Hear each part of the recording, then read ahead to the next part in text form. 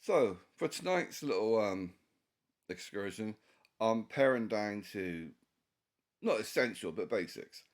So the baby Bergen instead of the full size Bergen. Hammock, my rain tarps.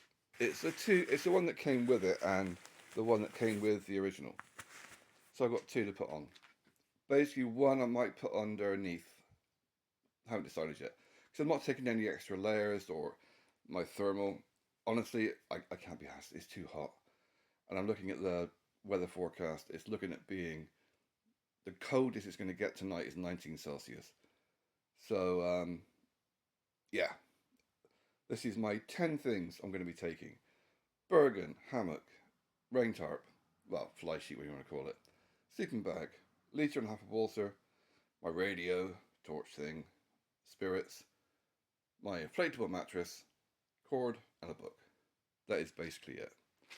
I'm not bothering with food or a camping stove or anything like that. I can't be asked. It's that simple.